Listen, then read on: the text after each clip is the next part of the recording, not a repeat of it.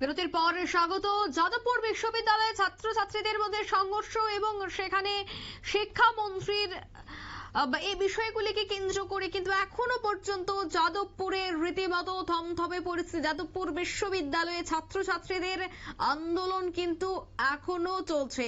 তবে 13ই মার্চ পর্যন্ত এবার কিন্তু যাদবপুর বিশ্ববিদ্যালয় এলাকায় কোনো ধরনের মিটিং মিছিল করা যাবে না, নির্দেশ দিয়েছে কলকাতা হাইকোর্ট। শুক্রবার কলকাতা হাইকোর্টের বিচারপতি তীর্থঙ্কর ঘোষ এই নির্দেশ দিয়েছে, জানিয়ে দিয়েছে যে 13ই মার্চ পর্যন্ত কোনোভাবেই যাদবপুর বিশ্ববিদ্যালয় এলাকায় কোনো মিছিল মিটিং করা যাবে না। স্পষ্ট নির্দেশ রয়েছে কলকাতা হাইকোর্টের।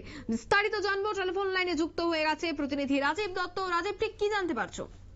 দেখো, প্রথমেই বলি, আজকে কলকাতা হাইকোর্টের বিচারপতি তীর্থঙ্কর ঘোষ তিনি নির্দেশ দিয়েছেন যে 13ই মার্চ পর্যন্ত যাদবপুর বিশ্ববিদ্যালয় এলাকায় কোনো মিছিল মিটিং করা যাবে না।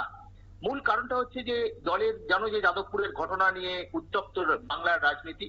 সেখানে তৃণমূল কখনো মিছিল করছে, কখনো বিজেপি করছে, কখনো বামপন্থীরা করছে। সেই নিয়ে কিন্তু সারা রাজ্যময় একটা সমস্যা তৈরি হয়েছে। তো এই শুভেন্দু অধিকারী তিনি রাজ্যের বিরোধী দলনেতা, তিনি একটি মিছিল যাদবপুরের ঘটনার প্রতিবাদে করতে চেয়েছেন রবিবার।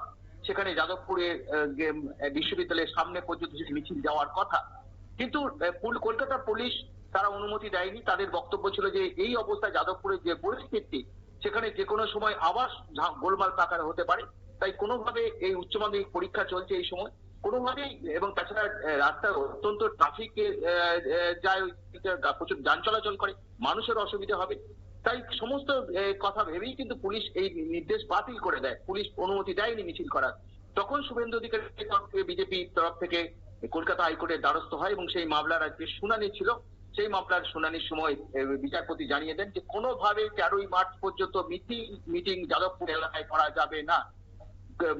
এর সঙ্গে তিনি নির্দেশ দিয়েছেন রাজ্য সরকার এবং কলকাতা পুলিশকে যে কোনো রাজনৈতিক দলকে এখানে মিটিং মিছিল করার অনুমতি যেন না দেওয়া হয়।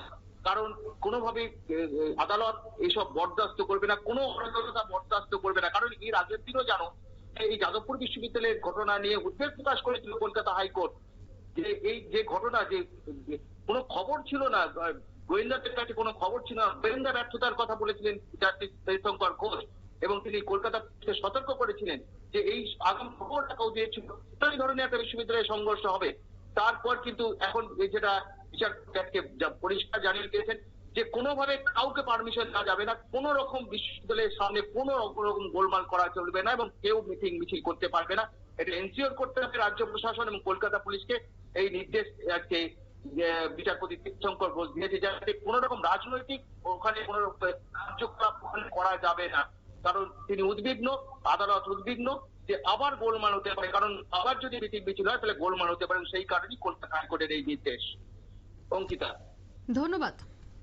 অর্থাৎ 13ই মার্চ পর্যন্ত কিন্তু এই বিশেষ নির্দেশিকা থাকছে, নির্দেশ দেওয়া হয়েছে কলকাতা হাইকোর্ট থেকে যে যাদবপুর বিশ্ববিদ্যালয়ের সামনে ছাত্রছাত্রীদের যে আন্দোলন, সে আন্দোলন কিন্তু আর এখন থেকে থাকতে পারবে না। যদি কেউ সেখানে আন্দোলন করতে যায় তবে তার বিরুদ্ধেও পদক্ষেপ গ্রহণ করা হবে। নিয়ে নিচ্ছে এই মুহূর্তে ছোট্ট একটি বিজ্ঞাপন বিরতি, সঙ্গে থাকুন।